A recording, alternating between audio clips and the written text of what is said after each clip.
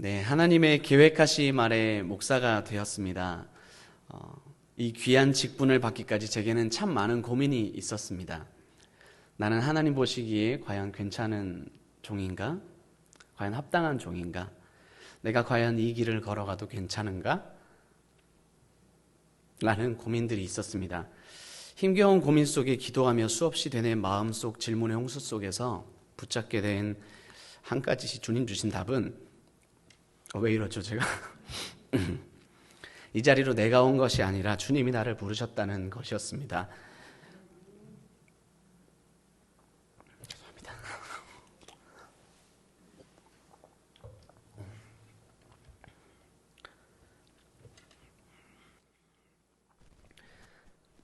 성경 속에 주님이 쓰신 리더들을 살펴볼 때 하나님의 도구로 사용되는 것에 있어서 자신의 부족함과 자신의 개인적인 어려움 그리고 환경과 마음의 고난들이 있었음에도 불구하고 그것들을 뛰어넘어 주님의 사용하심에 뛰어들고자 발을 뗄 수 있었던 그 근본적인 이유들은 주님이 그를 사용하시겠다는 그 말씀이었고 저 또한 그러했습니다.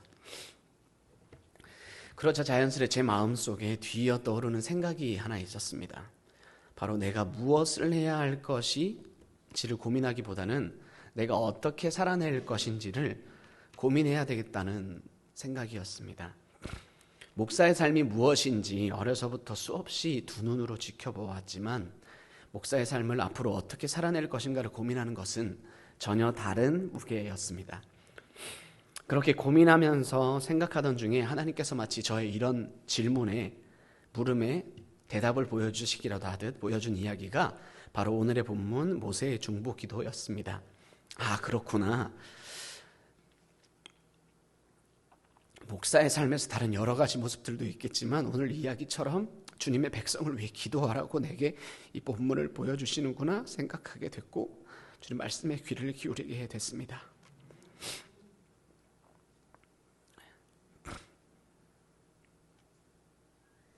이스라엘 백성은 출애굽 이후에 하나님을 어떻게 섬겨야 할지도 몰랐던 이들이었습니다. 하나님은 이들에게 자신을 섬기는 법을 가르쳐 주시고 거룩한 하나님을 만나는 법까지도 알려주기 위해서 모세를 시내산 위로 불러 올리셔서 돌판에 직접 십계명을 써주시고 자신을 만날 장소인 성막과 그 방법까지도 아름답게 알려주십니다. 그런데 그 과정이 모세에게는 상세하게 생생하게 눈에 보이는 광경으로 보였지만 1절의 말씀처럼 1절을 보시면 백성들 눈에는 그것이 보이지 않았습니다. 결국 이들이 본 것은 모세가 산에서 올라간 지 한참이나 지났는데도 죽은 건지 살아있는 건지 알지도 못한 채 그저 내려오지 않는 그 광경을 보고 있을 뿐이었습니다. 결국에는 이 현상에 마음이 갇힌 자들이 여기저기서 모여서 사고를 결국 칩니다. 백성들이 모세의 대변자인 아론에게 말합니다. 이보시오, 우리를 인도할 신을 만들어 주시오. 우리를 애굽 땅에서 인도하여 낸 사람이 안 보이오. 이들이 경험한 10가지 재앙과 홍해의 기적은 잊혀진 기억이 된 것이었을까요? 또한 하나님을 생각하지도 못하게 된 것이었는지 궁금했습니다. 이에 따른 대답으로 모세의 대변자인 아론은 우습게도 성난 민심을 다스리기 위해서 해결책을 내어놓는데 그것은 다름 아닌 금송아지 우상을 만드는 것이었습니다. 그 결과 우상 숭배를 끔찍하게도 싫어하시는 하나님께서 언약을 늘 신실하게 지키심에도 불구하고 이 백성들을 버리시고 다시 만들 생각까지 하십니다. 한편 모세는 이 황당한 상황에 분노하시는 하나님 앞에서 이들을 위해서 대변하기 위해 기도하기 시작합니다. 불타는 떨기나무 속에서 처음 부르심을 받았을 때는 자신은 입술이 미련한 자라고 소개하며 손살에 치면서 거절했던 그 모세가 이제는 진정한 리더로서의 모습을 보여줍니다. 주님의 부르심에 주저하던 이전의 모습과는 아주 다른 사람이 되었지요. 이렇게 변화된 모세가 주님으로부터 멀어져가는 백성들을 도운 방법은 바로 중보기도였습니다. 사랑하는 성도 여러분, 모세의 중보기도 이야기는 비단 저처럼 목회자만 적용해서 실천해야 할 이야기만은 아닐 것입니다. 수요 예배에 오시는 우리 많은 대부분의 성도님들은 신광에서 누군가를 섬기고 또한 교회 많은 일들을 감당하시는 분들이 많습니다. 난 아닌데 라고 생각하시는 분들은 많은 일들이 주어질 것을 믿습니다. 축복합니다. 또는 교회가 아니라도 일하시는 장소에서 부하 직원을 혹은 가정에서 자녀들을 돌보시는 누군가의 리더이실 것입니다. 진정한 리더는 함께한 영혼을 위해서 눈물로 기도할 수 있는 자입니다. 우리의 섬김은 예수님을 닮아서 행하는 것도 말씀대로 사는 것도 다 될 수 있지만 뜬구름 잡듯이 섬김이 추상적인 개념이 아니라 바로 상대의 영혼을 위해서 기도하는 것이 바로 리더의 섬김입니다. 이것은 비단 목회자인 저희들 뿐만 아니라 성도로서 마땅히 해야 할 일이며 리더라면 더욱더 행해야 할 것이 이 중보기도입니다. 그래서 모세의 중보기도는 바로 오늘의 우리에게 하는 이야기입니다. 우리에게 맡겨진 영혼을 위해 우리가 하루하루 기도해야 합니다. 예수 그리스도를 믿어 영혼을 섬기는 리더인 우리에게 맡겨진 바 나의 양들이, 나의 구역원들이, 나의 목원들이, 나의 직원들이, 나의 가족이 하나님 앞에서 범죄할 때 어떻게 중보해 줄 수 있는지를 살펴보고 오늘 우리의 삶에서 이들을 위해 그 기도를 실천할 수 있는 우리들 되시기를 진심으로 기도합니다. 그렇다면 우리에게 맡겨진 나의 양들이 하나님께 범죄할 때 우리는 어떻게 이들을 도울 수 있습니까? 첫 번째, 주의 백성을 위한 기도를 함으로써 도울 수 있습니다. 우리 본문의 11절을 함께 읽어보도록 하겠습니다. 11절입니다. 모세가 그의 하나님 여호와께 구하여 이르되 여호와여 어찌하여 그 큰 권능과 강한 손으로 애굽 땅에서 인도하여 내신 주의 백성에게 진노하시나이까. 아멘. 앞서 제가 말한 대로 백성들이 큰 사고를 쳤습니다. 금송아지 우상을 만든 것이죠. 그런데 이들이 뱉는 단어가 우리 주님의 마음을 콕콕 찌르는 단어를 쓰고 있습니다. 1절을 한번 주목해서 보겠습니다. 거슬러 올라가셔서 1절을 보시면 이들이 이렇게 말을 하지요. 우리를 인도할 신을 만들라. 이 모세 곧 우리를 애굽 땅에서 인도하여 낸 사람, 여기까지요. 장자재앙을 통해서 홍해의 기적으로 만나를 먹이시고 메추라기를 부른 신, 힘든 이스라엘 백성을 출애굽시킨 신은 다름 아닌 하나님이셨죠. 근데 이 신이 지금 이들에게는 다름 아닌 인간 모세로 대체가 되어 있습니다. 모세를 사용하셨던 모세보다 높으신 하나님을 안다면 이들이 모세가 보이지 않는다고 이렇게 광야 한가운데서 무서워하면서 불안해하며 또 다른 신을 찾을 이유가 있었을까요? 그런데 아론은 한 발 더 여기서 나아갑니다. 이들에게 금고리를 받아서는 금송아지를 만들게 되죠.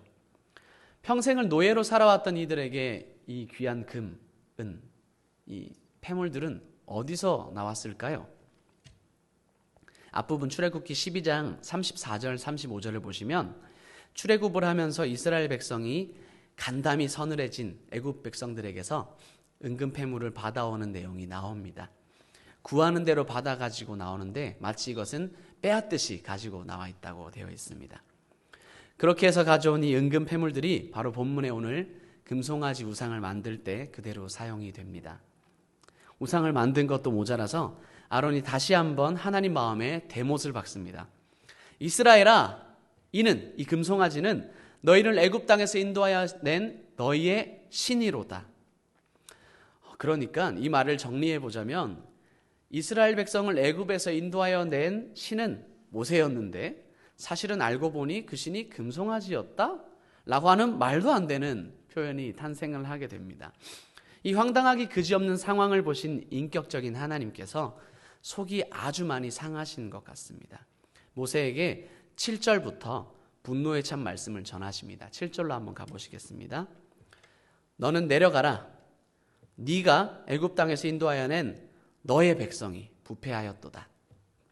하나님께서는 에스겔서에서 인자야, 너의 백성이라는 표현을 사용하실 때를 제외하고는 이스라엘을 두고 너의 백성이라고 부르신 경우가 거의 없었습니다. 이 부분을 제외하고 하나님은 거의 예외 없이 이스라엘 백성을 부를 때 내 백성, 나의 백성이라고 이스라엘 백성을 부르십니다. 왜냐하면 내 백성이라는 표현은 하나님과의 친밀한 관계, 너는 내 것이다 라는 소유권을 나타내는 표현이기 때문입니다. 모세를 떨기나무 가운데서 부르시면서 출애굽의 소명을 주실 때도 내 백성의 고통을 내가 분명히 안다라고 분명히 보았다라고 말씀하셨으며 내 백성 이스라엘 자손을 애굽에서 인도하여 내게 하리라라고 말씀하실 때는 출애굽기에서 처음으로 이스라엘 백성을 내 백성이라고 불렀기 때문입니다. 이랬던 하나님께서, 이렇게 말씀하셨던 하나님께서 이제 이스라엘 백성을 내 것이 아닌 네 것, 모세 네 것, 내 것으로, 큰 발음 아에 있죠. 내 것, 네 것으로 부르시겠다는 겁니다. 이는 구원의 대상에서 멸망의 대상으로 전환이 되었다는 건데요. 그것은 하나님으로 인해서 하나님으로 하여금 직접 내 백성이라는 표현을 듣게 했던 그들이 스스로 이 복을 걷어차는 점이 되었는데요. 이것은 그런 점에서 더 심각하다고 말할 수 있겠죠. 8절로 가보겠습니다. 8절에 나오는 내가 그들에게 명할 길은 아무 형상을 만들지 말고 그 형상에게 절하지 말라고 했던 출애굽기 20장 4, 5절의 말씀을 가리킵니다. 그러나 백성들이 그 길을 떠났습니까? 아니었죠. 그 결과 10절에서 하나님은 다시 강하게 분노의 말을 내뱉으십니다. 그런즉 내가 하는 대로 두라. 이 말은 뉘앙스를 살리면 나 말리지 마라 이런 정도가 되겠습니다. 하나님의 진노가 이런 격렬한 표현을 통해서 생생하게 표현이 됩니다. 그리고 하나님은 내가 너를 큰 나라가 되게 하리라고 모세에게 말씀하십니다. 어디서 많이 들어본 표현 같지 않습니까?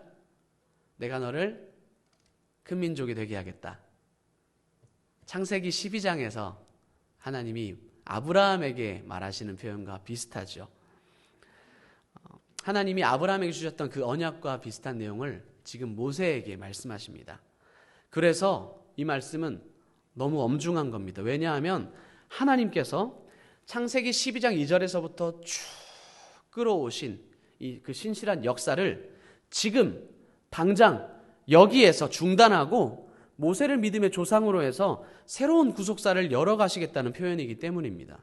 그러면 어떻게 됩니까? 더 이상 이스라엘 백성들에게 구원은 없는 것이죠.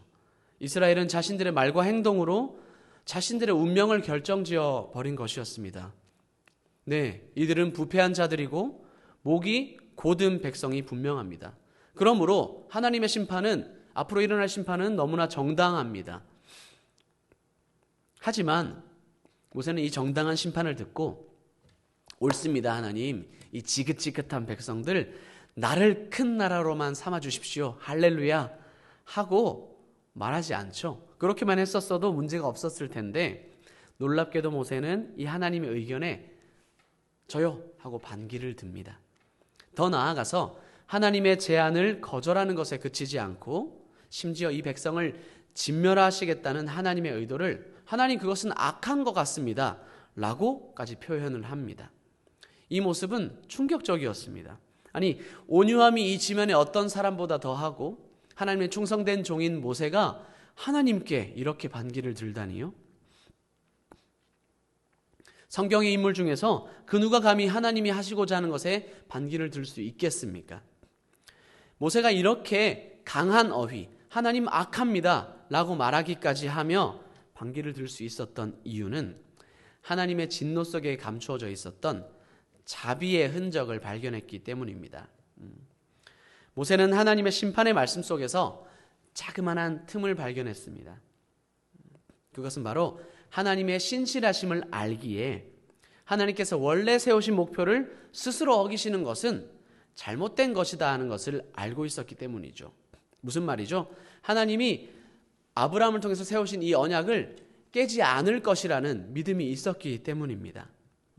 그것을 하나님과 특별한 관계에 있었던 모세이었기에 이것이 하나님이 지금 맺으시는 이 분노의 말이 잘못되어 있다는 것을 깨닫고 있었던 것이죠. 모세가 알고 있는 신실하신 주님은 그 약속을 변개치 않으시고 선한 것을 아끼지 않으시고 약속을 성취하시는 분임을 모세는 알고 있었기에 아브라함과의 복의 근원의 약속을 지키시고 바다의 모래와 같은 수많은 민족으로 이스라엘 민족을 사용하실 것을 믿고 있었기 때문입니다. 그래서 모세는 그 순간 어떻게 행합니까? 네, 하나님과 협상의 자리로 들어갑니다. 바로 중보기도를 하는 건데요.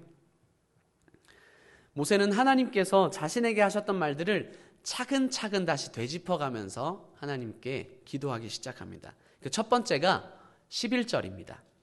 11절을 보시면 모세는 지금 금송아지를 만든 이 백성이 앞서 하나님께서 말씀하셨듯이 하나님께서 너의 백성이라고 말씀하신 것을 이제 모세는 모세 자신의 백성이 아니라 바로 하나님 당신의 백성, 즉 주의 백성이라는 것을 먼저 이야기합니다.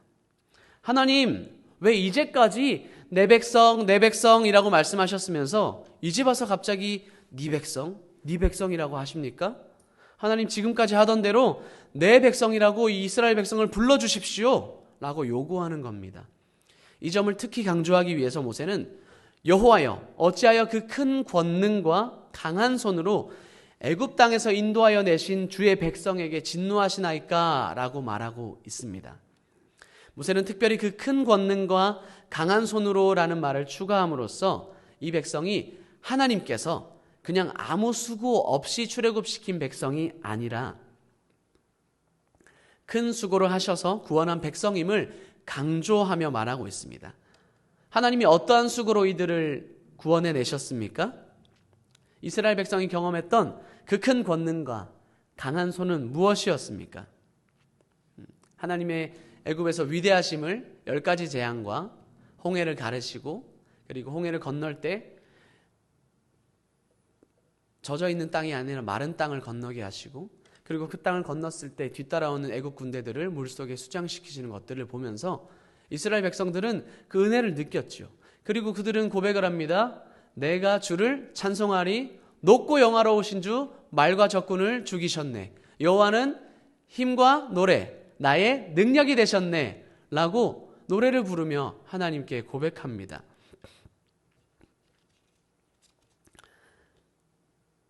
이런 이들이 배가 고파서 하나님을 원망하고 목이 말라서 하나님을 원망하게 되지요. 모세는 비록 이들이 그랬을지라도 이렇게 한 번 정하신 주의 백성을 버리지 말아달라고 기도합니다. 사랑하는 성도 여러분, 이렇게 혹시 우리 주변에 하나님이 큰 권능과 강한 손으로 사망의 음침한 골짜기에서 직접 끌어내어 살게 하신 영혼을 알고 계십니까? 여러분의 주변에 있는 그런 영혼들이 생각나십니까? 혹시 그가 하나님을 진정 경험했는데도 불구하고 내 삶이 힘들어서 하나님이 내 삶의 목마름을 채워주지 않아서 하나님이 내 삶의 배고픔을 채워주지 않아서 나는 교회를 떠난다, 나는 하나님 못 믿겠다 하는 영혼들을 여러분 알고 계십니까? 그렇게 말하며 광야의 이스라엘과 같은 말을 하는 자들을 알고 계십니까? 여러분, 우리는 눈물을 머금고 그들을 위해서 이렇게 기도해 주어야 할 것입니다. 주님, 그 큰 권능과 강한 손으로 구원하신 하나님의 아들, 딸 누구누구를 남의 백성이 아니라 주의 백성으로 삼아 주옵소서. 주가 친히 구원한 자 아니십니까? 주님, 이를 버리지 말아 주십시오. 주님의 백성입니다 라고 중보하며 기도해 주어야 할 것입니다. 여러분이 구하실 때 이들의 주의 백성됨을 무기로 들고 나가서 기도해 주십시오. 주님께서 들으실 것입니다. 하나님은 하나님이 한 번 택한 백성을 절대 놓치지 않으십니다. 절대 버리지 않으심을 기억하십시오. 예레미야 12장 15절에 내가 돌이켜 그들을 불쌍히 여겨서 각 사람을 그들의 기업으로 각 사람 그 땅으로 다시 인도하리니, 예레미야를 통해서 바벨론 포로되었던 자들을 다시 이스라엘로 돌아오시겠다는 말씀을 주셨었지요. 하나님의 선택하심을 기억하며 주의 백성됨의 근거에서 한번 선택받은 그들을 위해 기도해 주십시오. 예레미야를 통해 바벨론 포로 이후에 다시 이스라엘 백성을 돌이켜서 회복해 하심을 말하게 하셨듯이 여러분의 입술을 통해서 그들의 회복됨을 말하게 해달라고, 주님 저희 입술을 통해서 그 영혼에게 내가 말하는 자 되게 해달라고 기도해 주십시오. 이른 양 태신자들을 위해서 그렇게 기도해 주십시오. 하나님께서 들으실 것입니다. 우리에게 맡겨진 약물이나 멤버가 잘못된 일을 하거나 그들을 도와야 할 때 우리는 어떻게 할 수 있습니까? 두 번째, 하나님의 명예에 초점 맞춘 중보기도로서 도울 수 있습니다. 명예는 어떻게 이해해야 되는 것일까요? 본문 12절을 함께 읽어보도록 하겠습니다. 12절입니다. 어찌하여 애굽 사람들이 이르기를 여호와가 자기의 백성을 산에서 죽이고 지면에서 진멸하려는 악한 의도로 인도해 내었다고 말하게 하시려 하나이까? 주의 맹렬한 노를 그치시고 뜻을 돌이키사 주의 백성에게 이 화를 내리지 마옵소서. 아멘. 모세는 하나님께 이들을 멸망시키지 말라고 요구하며 그 근거로 남의 백성이 되어서 지금 하나님이 그들을 멸망시켜버리면 하나님의 명성에 오점이 남을 것이라고 말합니다. 하나님께서 지금 이 백성을 진멸하시면 애굽 사람들은 여호와가 이 백성을 산에서 죽이고 지면에서 진멸하려는 악한 의도로 애굽 땅에서 데리고 나왔다, 인도했다 라고 말할 것이기에 뜻을 돌이켜달라고 기도한 것입니다. 이것이 바로 하나님의 명예의 기초에서 기도를 드린 것인데요.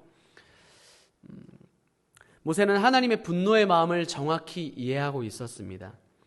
비록 이들이 하나님께 범죄했지만 주변의 국가에 의해서 하나님의 이름이 낮아지는 것은 모세 자신도 참을 수가 없고 하나님 자신도 그것을 참을 수 없으시기에 이것에 기초해서 전략적으로 하나님께 기도를 드린 거죠. 오늘 본문의 병행 본문인 신명기 9장 28절에서 모세는 이렇게 말합니다. 주께서 우리를 인도하여 내신 그 땅 백성이 말하기를 여호와께서 그들의 허락하신 땅으로 그들을 인도하여 드릴 만한 능력도 없고 그들을 미워하기도 하사 광야에서 죽이려고 인도하여 내셨다 할까 두려워하나이다. 모세가 기도하죠.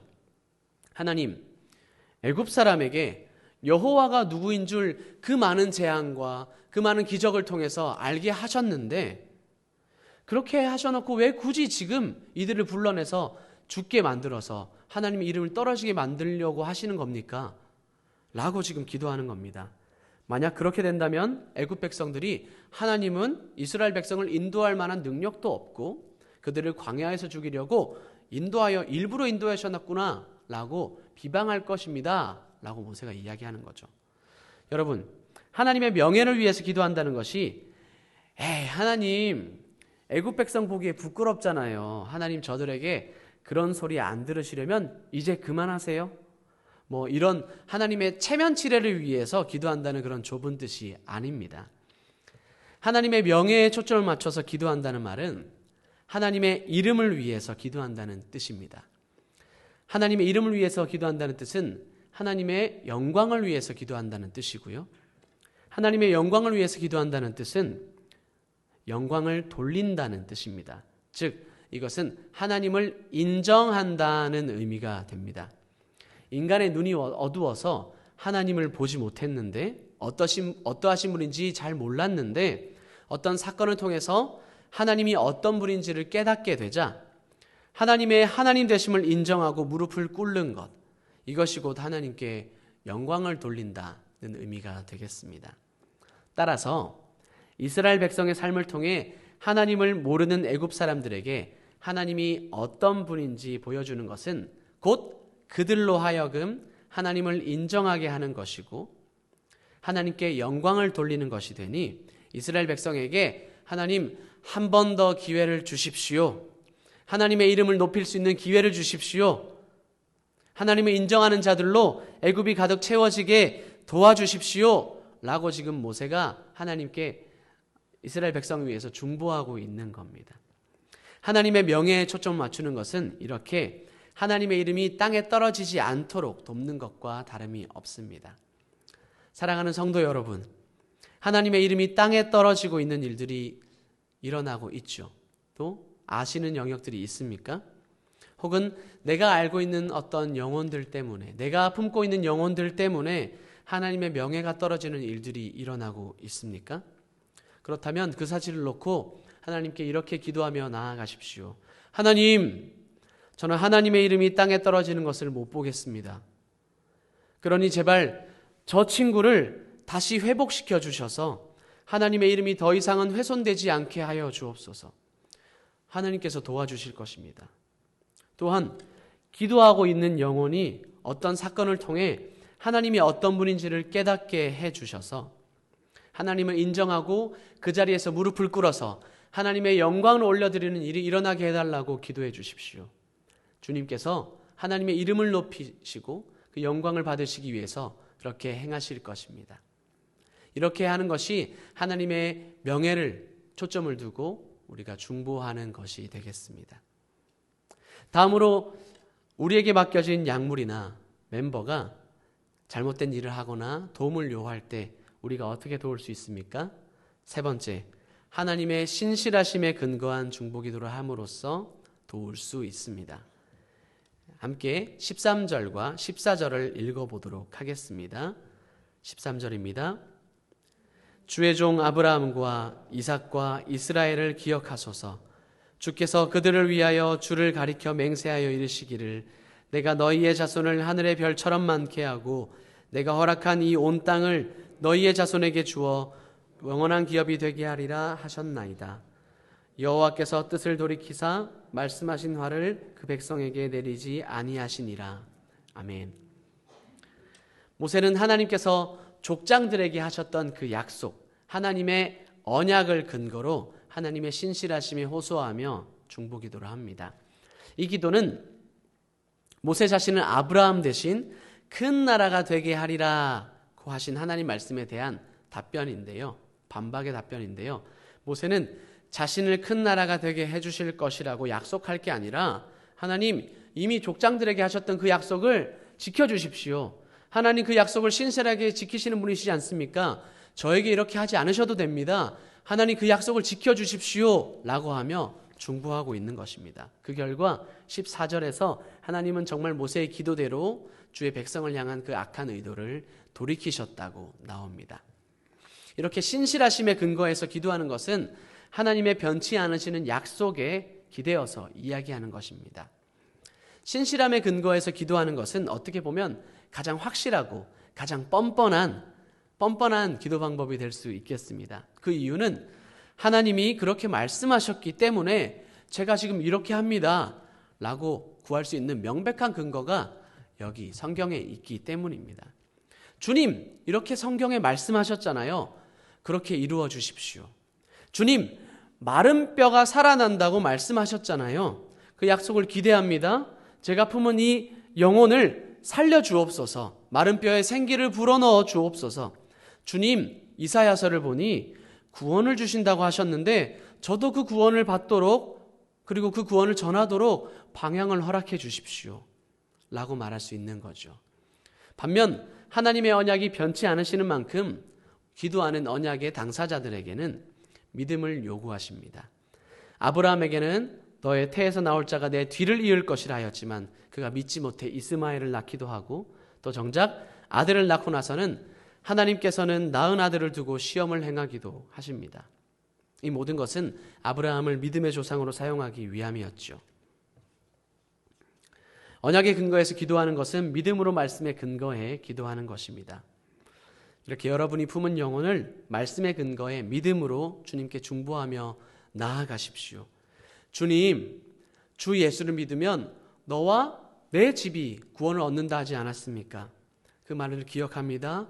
나의 남편과 나의 아내를, 우리 가족을 구원하여 주옵소서. 주님, 남은 자를 통해서 하나님의 구원이 연결되어 이렇게 이어온 주님의 은혜를 기억합니다. 하나님의 구원의 신실하심을 기억합니다. 구원하시기로 작정한 나의 영혼 누구를 주님 그 반열에 올려주십시오. 하나님, 문 밖에서 두드리시며 찾으시는 하나님, 회개하라 천국이 가까이 왔다고 말씀하신 주님, 신실하게 찾으시는 주님, 저의 영혼 누구를 불쌍히 여기사 주님께로 나아오게 하여 주옵소서. 하나님의 신실하심의 은혜를 아는 우리 신광의 성도 여러분, 하나님께 택함 받는다는 것은 길을 가는 내내 영광을 얻는 것을 뜻하지는 않지만 분명 그 길 끝에서 영광을 얻는 것을 의미합니다. 사랑하는 성도 여러분, 여러분을 리더로 택하신 하나님은 후회하지도 않으시고 그 뜻을 변하지도 않으셨습니다. 그 신실하심을 닮아서 맡겨진 영혼을 위해 처음과 끝이 같은 여러분이 되어 하나님의 뜻을 신뢰하며 한번 기도하며 나아가 보시지 않겠습니까? 우리의 중보를 주님께서 들으실 것입니다. 말씀을 맺고자 합니다. 예수원이라는 기도원을 설립한 성공회 피천득 신부는 기도는 곧 노동이요 노동은 곧 기도다라는 말로 예수원에서 그 글귀를 걸어놓고 모두에게 읽히며 말하게 했지요. 그만큼 기도는 노동을 하듯이 힘이 들고 평소에 일을 하며 사는 삶도 기도가 되어야 함을 동시에 말하고 있는 것이라고 할 수 있겠습니다. 우리의 삶이 리더의 에너지를 사용함이 바른 방향으로 가려면 힘이 들지라도 섬김의 본질인 기도를 해야 할 것입니다. 특별히 그 기도는 오늘 중보기도라고 말할 수 있겠습니다. 오늘 오전에도 저희가 하나님이 예비하신 영혼들, 누구인지 모르는 그 영혼들이지만 구원될 영혼들을 위해서 기도했습니다. 혹자는 이렇게 생각할 수도 있을 것입니다. 아, 기도한다고 영혼이 오나? 그냥 순서상 해야 하는 것이 아닌가? 이해됩니다. 기도가 힘드니까요. 그러나 모든 일에 앞서 기도하셨던 예수님은 우리에게 기도의 모범을 보여주셨습니다. 오늘은 이스라엘의 큰 선지자로 불리는 모세의 중보기도도 보여주셨습니다. 내 주변의 양들이 하나님을 힘겹게 만들고 있고 하나님이 돌아오길 바라는데도 그저 그 자리에 머물러 있다면 하나님의 이름을 위해서 하나님의 신실하심의 근거에서 그가 주의 백성임을 알고 기도할 때 하나님의 뜻을 돌이키사 구원하시는 역사 베푸심을 경험하는 그 경험이, 그 은혜가 우리 신광교회에 있게 될 것입니다. 그렇게 되기를 진심으로 기도합니다. 기도하겠습니다.